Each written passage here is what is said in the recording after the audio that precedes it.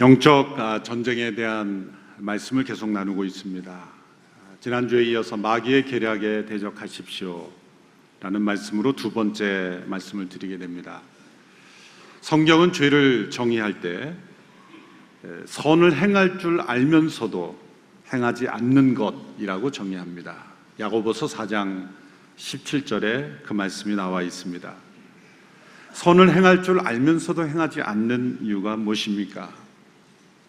인간의 타락한 본성 때문이겠지요.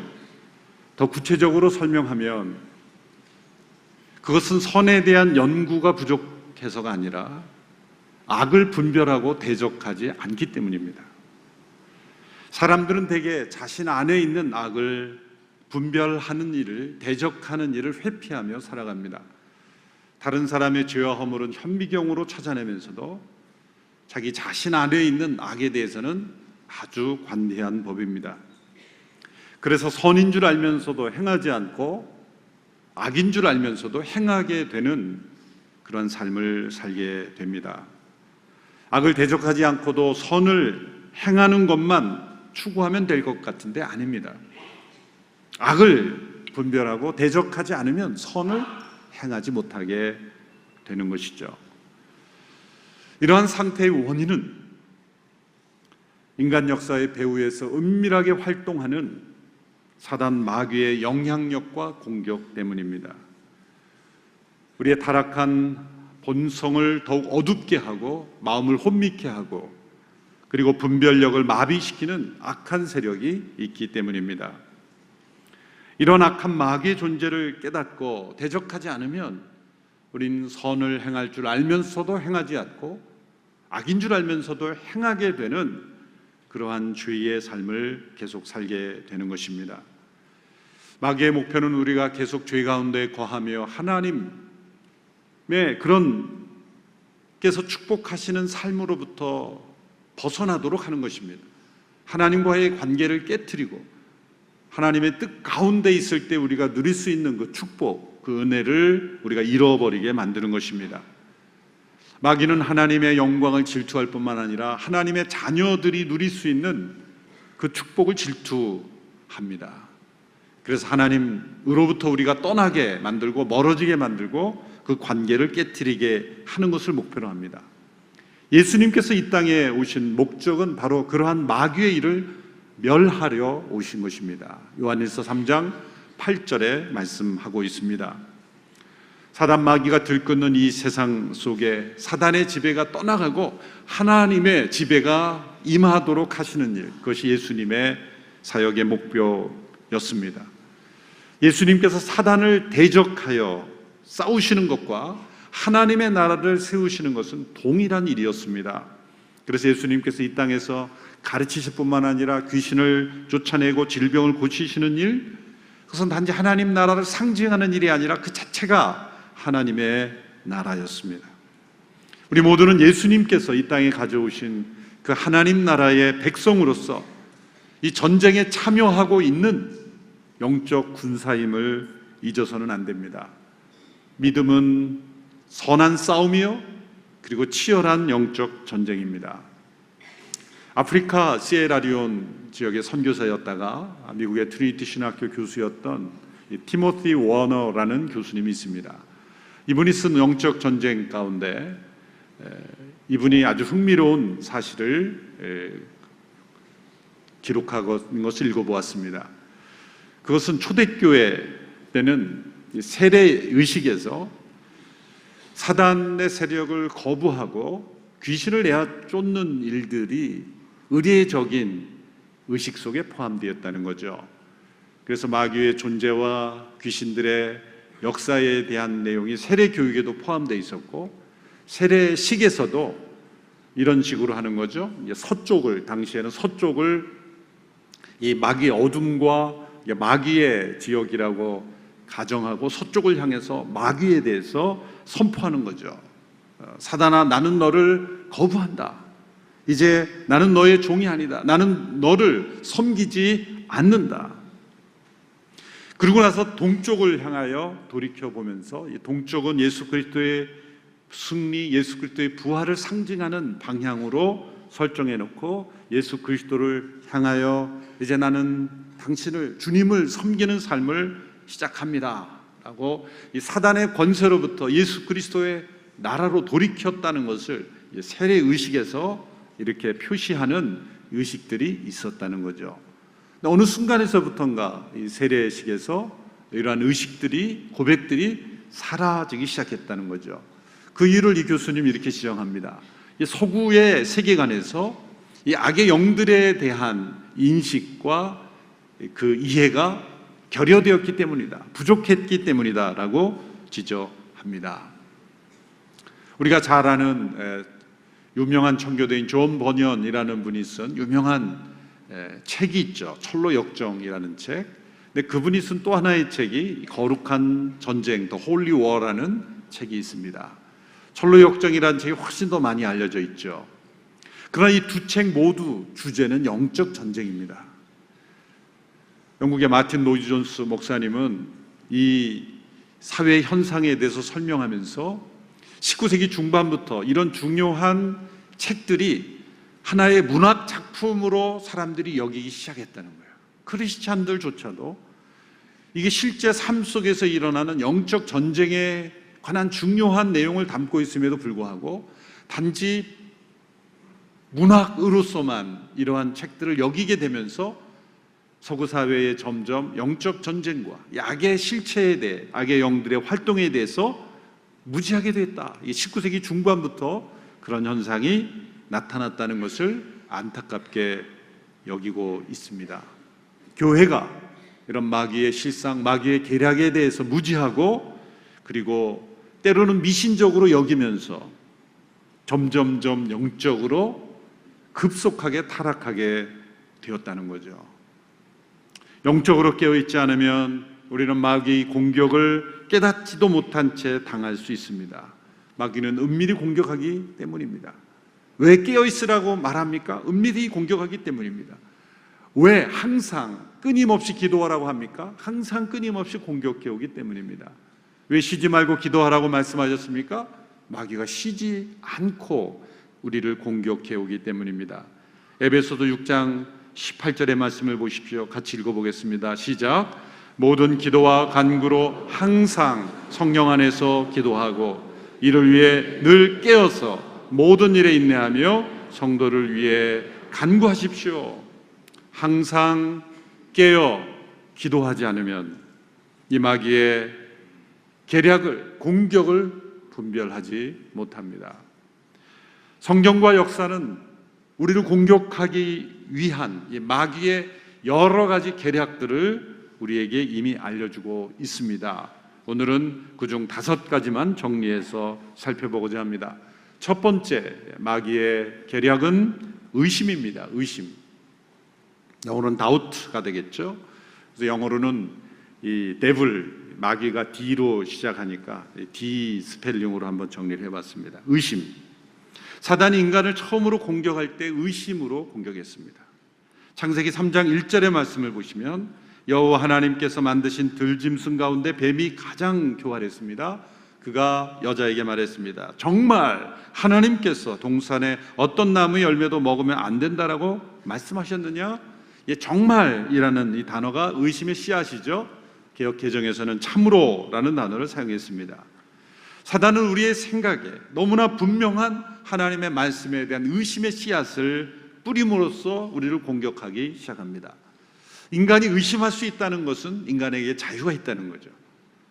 하나님께서 주신 그 자유를, 그 의심을 무엇에 대해 사용해야 됩니까? 하나님의 뜻에 반하는 이 마귀의 말을 의심했어야 되는데 그 의심을 받아들임으로써 하나님의 말씀을 거역하는 길로 들어서게 되는 것이죠. 사실 사람들이 이 의심을 지적인 것으로 생각합니다만 사실 이 의심은 의지적인 문제입니다.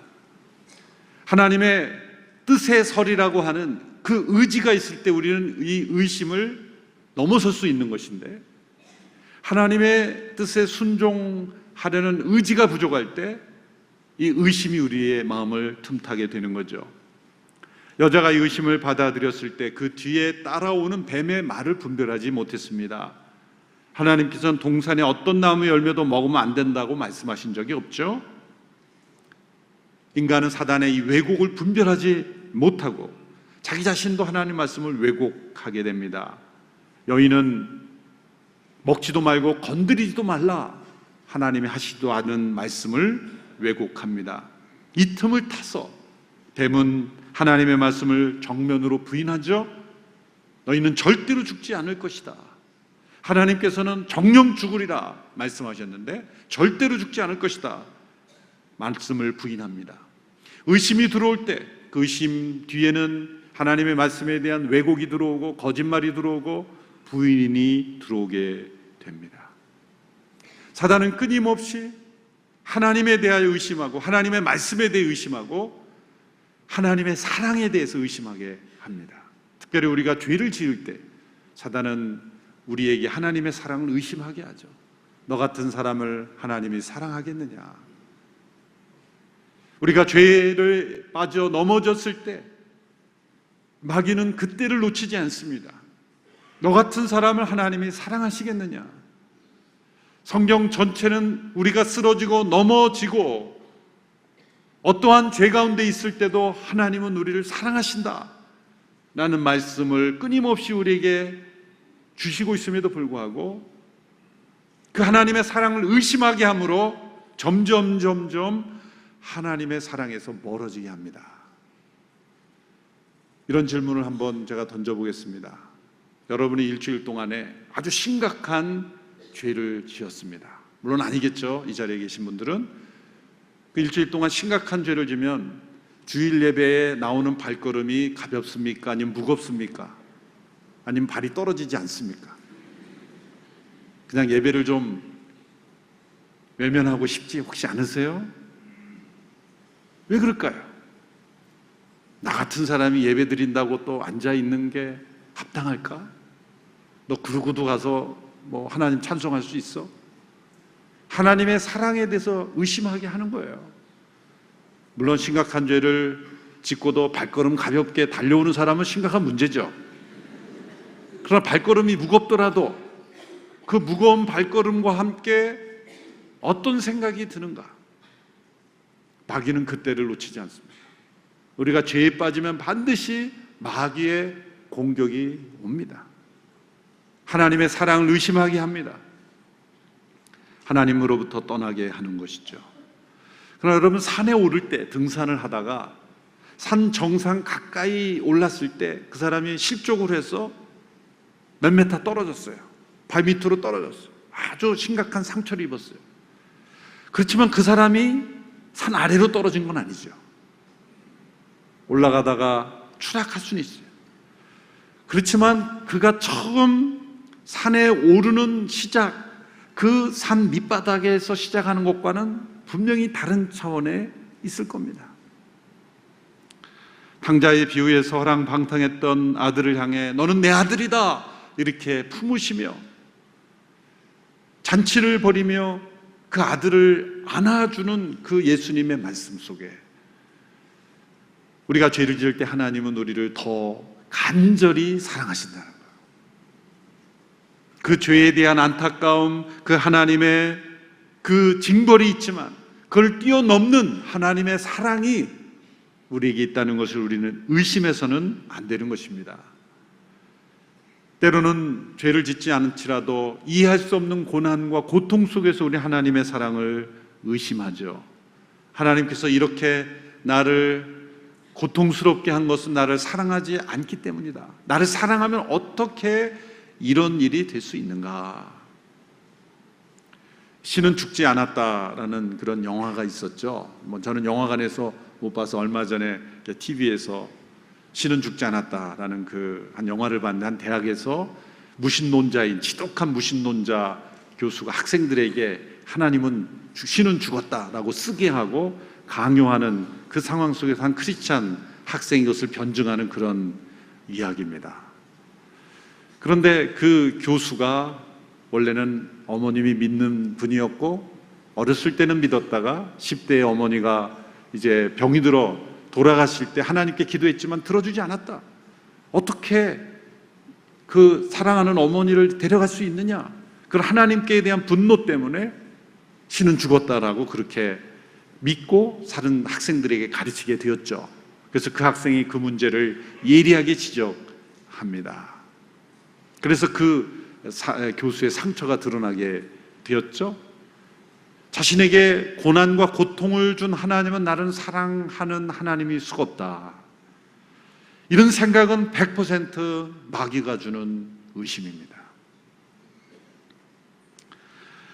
히브리서 12장 6절의 말씀, 주께서 그 사랑하시는 자를 징계하시고 그의 받으시는 아들마다 채찍질 하심이니라. 때로 우리에게 주는 고통은 하나님의 사랑의 채찍질일 수 있고 또 우리를 더 사랑하시는 하나님의 표현일 수 있다는 것, 그것을 사단은 의심하게 합니다. 또한 사단은 성도가 가질 수 있는 구원의 확신을 의심하게 하죠. 사단은 결코 우리에게 주신 하나님의 구원을 빼앗을 수 없습니다. 그러나 구원의 기쁨과 즐거움은 빼앗을 수 있어요. 왜? 확신을 갖지 못하게 합니다. 구원의 확신을 가질 수 없다고 말하는 것은 사단에게 속는 것이다. 그런데 정반대로 구원파 같은 이단에서는 구원의 확신이 없으면 구원 못 받는 거다. 그것도 잘못된 거예요. 양극단이죠. 확신이 없이도 구원받는 사람이 있습니다. 확신을 가지지 못하고 이렇게 마음속에 내가 과연 구원받은 사람일까? 그렇게 고민해서 천국에 가보면 진짜네, 그런 반도 있을 거예요. 그러나 이 땅을 살아갈 때 우리가 확신을 가지고 능력으로 살아가고 기쁨으로 살아가는 것은 하나님께서 우리에게 주신 약속이요 축복입니다. 그것을 우리가 누려야 하는 것이죠. 사단은 그 구원의 기쁨과 즐거움을 빼앗아가게 합니다. 나의 구원을 의심하게 합니다. 이 모든 의심은 사단이 우리에게 주는 것입니다. 더 정확히 믿고 싶어서 던지는 질문이 아니라 하나님과 우리의 관계를 말씀으로부터 멀어지게 하고 하나님의 사랑으로부터 멀어지게 하고 우리가 받은 이 구원의 축복을 누리지 못하게 하는 것, 100% 사단의 공격이요 계략입니다. 두 번째는 욕망입니다. desire. 사단은 인류 역사를 통해서 수많은 인간을 넘어뜨려 왔기에 이 계략을 지금도 사용하고 있습니다.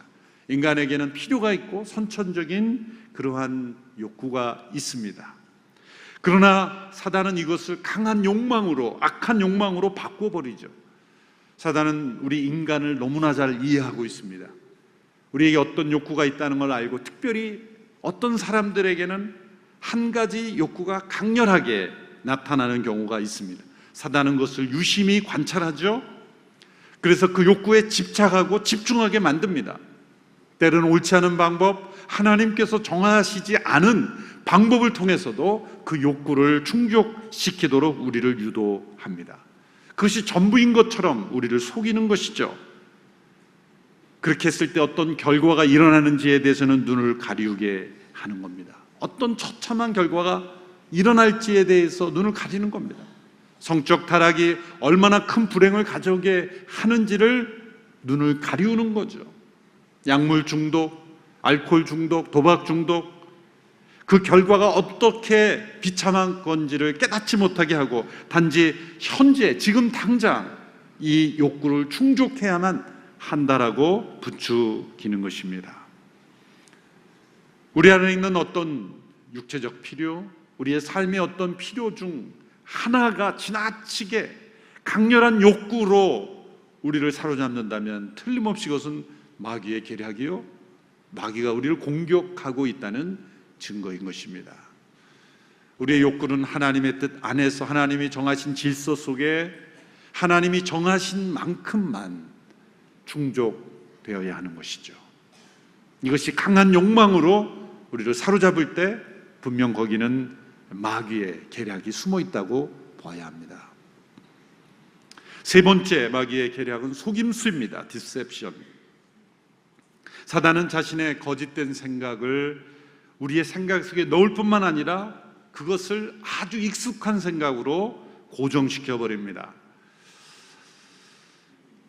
등산을 할 때 쓰여지는 단어가 있죠. 등산을 할 때 암벽을 타고 올라갈 때 처음에는 발끝을 이렇게 디딛는 토홀드라고 그러죠. 그리고 더 든든하고 안정된 상태를 만들기 위해서는 이 발판을 만들죠. 풋홀드라고 말합니다. 더 나아가서 이제 더 높은 곳으로 올라가면은 이 진이 필요하죠. 스트롱홀드. 그래서 성경에서는 견고한 진이라고 그렇게 불렀습니다. 우리의 생각 속에 토홀드, 풋홀드 정도가 아니라 발판 정도가 아니라 이제 견고한 진으로 사단이 진칠 수가 있다.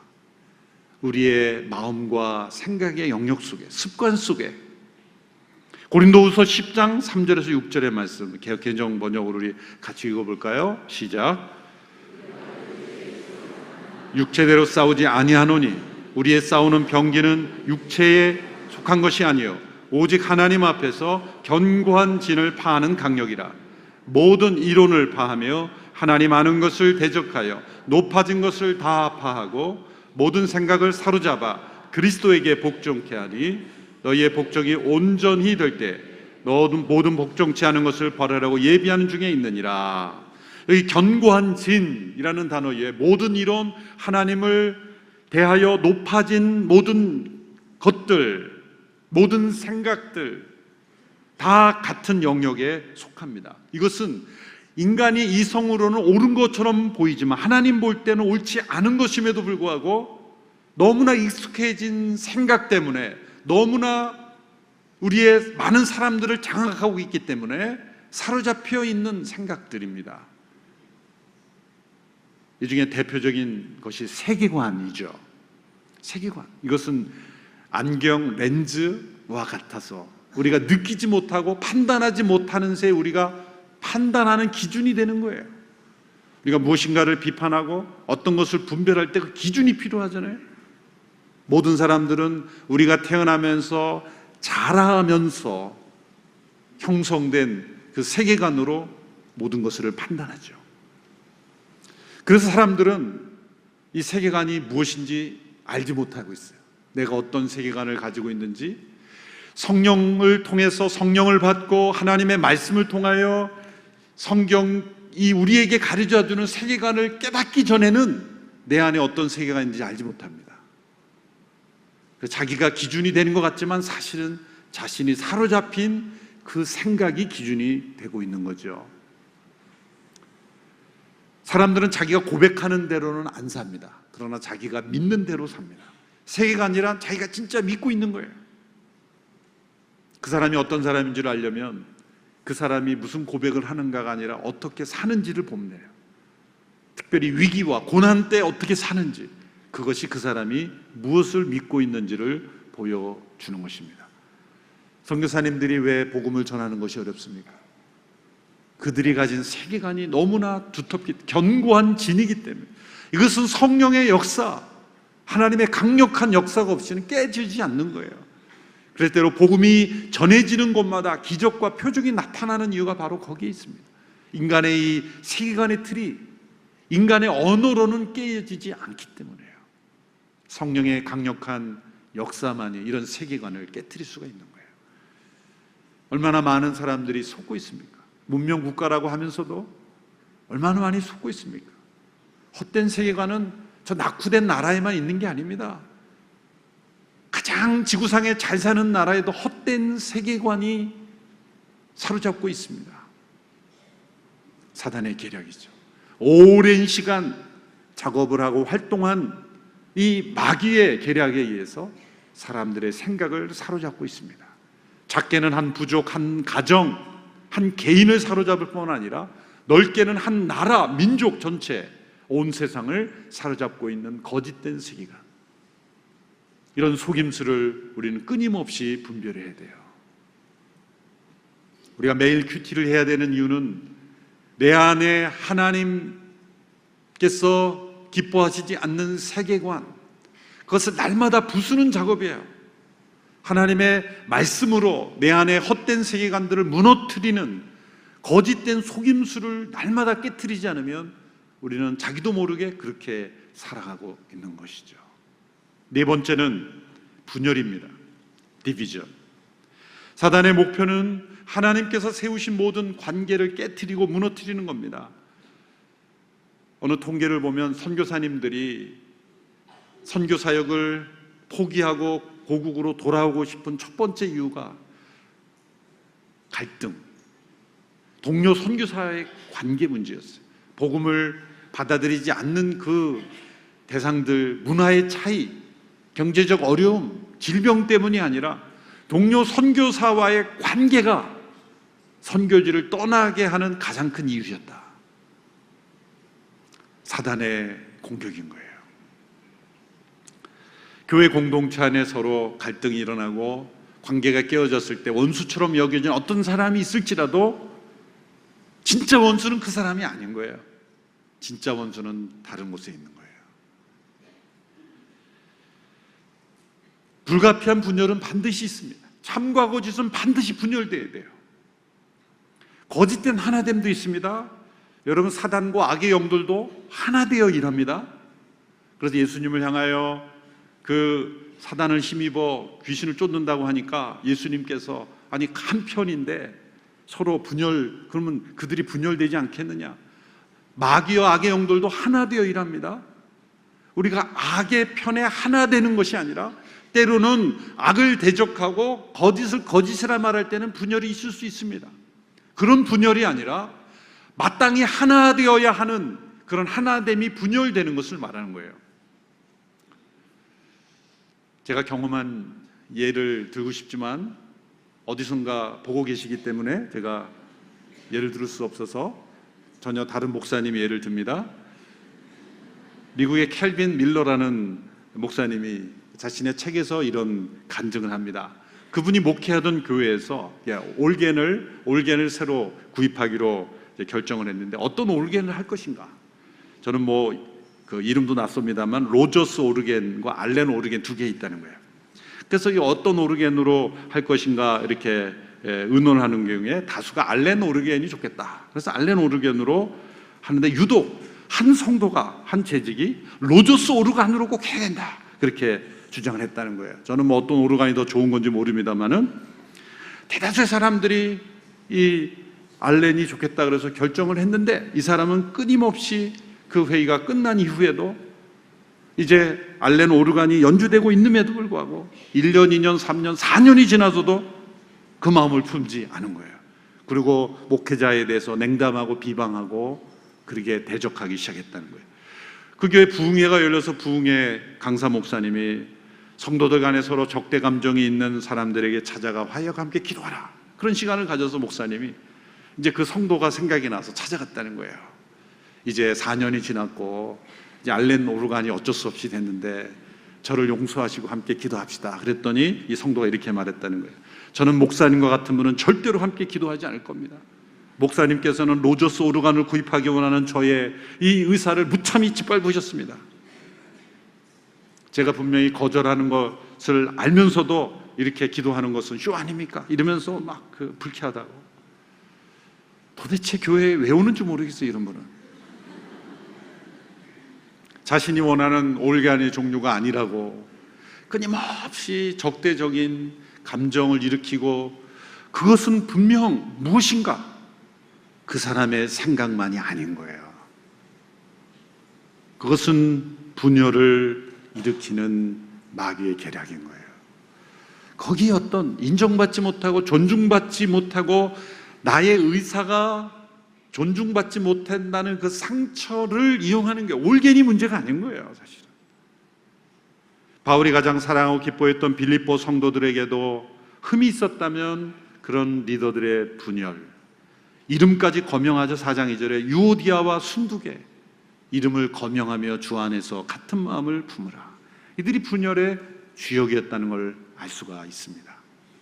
바울과 실라와 디모데가 데살로니가 교회를 다시 방문하고자 할 때 사단이 막았다 그랬어요. 왜 막았겠어요?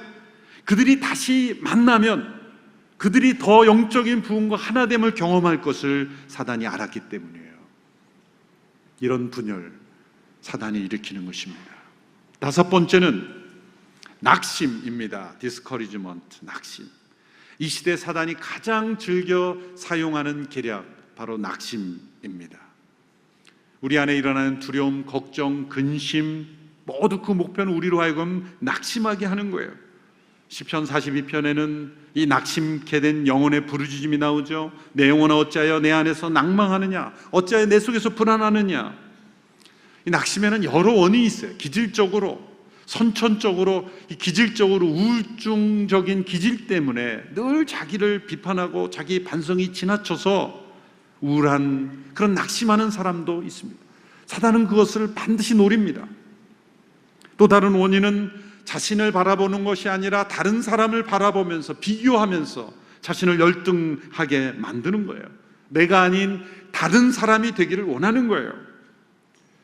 사도행전에 보면 아나니아 삽비라가 모든 것을 다 팔았다고 거짓말을 하고 속임으로써 죽는 끔찍한 사건이 일어나죠.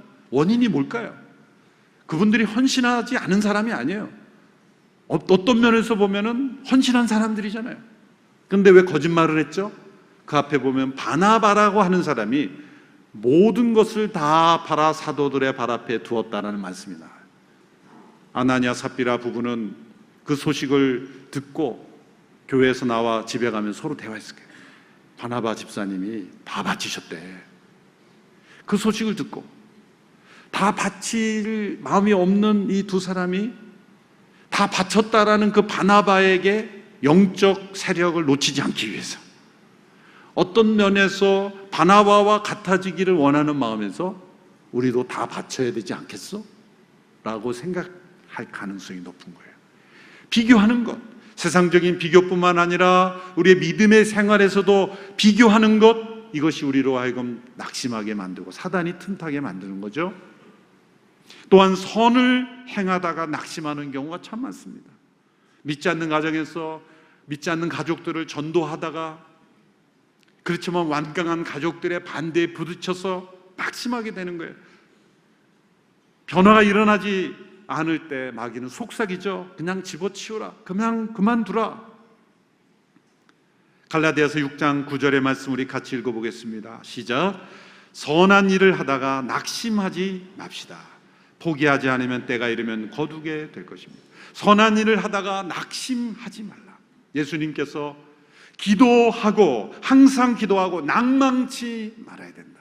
우리는 선한 일을 하면서도 낭망하고 기도하면서도 낭망하여 이 낙심시켜 하는 것은 반드시 사단의 계략입니다. 하나님께서 우리에게 주시는 마음은 낙심이 아닙니다. 이사야 40장 31절의 말씀에 보면 오직 여호와를 앙망하는 사람은 새 힘을 얻을 것이다. 독수리의 날개쯤 올라가면 같을 것이다 말씀하셨습니다. 마틴 노이존스 목사님이 이런 표현을 했어요. 참 강렬한 표현이라서 제가 기억합니다. 함께 따라해 보겠습니다. 참된 그리스도인은 낙심할 권리가 없다. 네, 낙심할 권리가 없어요. 참된 그리스도인은 침체될 권리가 없습니다. 우리에게는 오직 여호와를 앙망할 권리만 있는 것입니다. 우리를 어떠한 이유로든 낙심케 하는 것 사단의 계략입니다. 우리로 하여금 분열하게 하는 것 사단의 계략입니다. 우리로 하여금 속이는 것, 헛된 세계관으로 우리를 무너뜨리는 것, 또한 우리의 욕구를 거짓된 욕망으로, 과도한 욕망으로 만드는 것, 그리고 우리로 하여금 하나님의 말씀과 사랑을 의심케 하는 것, 사단은 이러한 계략으로 우리를 끊임없이 공격합니다. 주 안에서 강건해져야 합니다. 성령 안에서 깨어있지 않으면 이런 사단의 공격을 분별하지 못합니다. 이제 이 사단의 계략에 맞서 사단을 대적하여 능히 승리하는 우리 모두가 되기를 축원합니다. 그리스도께서 내 안에, 내가 그리스도 안에, 그리스도께서 우리 안에, 우리가 그리스도 안에 있다면 사단이 어떠한 계략으로 우리를 공격해도 우리는 능히 이기고 승리하게 될 줄로 믿습니다. 기도하겠습니다. 하나님 아버지, 우리를 공격하는 거짓된 음흉한 은밀한 이 사단의 모든 공격, 사단의 계략을 분별하고 날마다 성령 안에 깨어 그리스도의 이름으로 대적하며 하나님의 전신갑주를 입고 승리하는 저희들 되게 하여 주옵소서. 낙심한 영혼이 있습니까? 분열 가운데 있습니까? 헛된 욕망 가운데, 헛된 철학과 헛된 세계관에 속고 있습니까? 하나님의 말씀과 사랑을 의심하고 있습니까? 주여, 예수 그리스도의 이름으로 명하노니 모든 사단의 계략들은 무너질지어다. 우리 성도들을 공격하는 모든 사단의 계략들은 무너지고 오직 성령 안에 깨어 승리하는 우리 모든 성도들 다 되게 하옵소서. 예수님의 이름으로 기도합나이다. 아멘.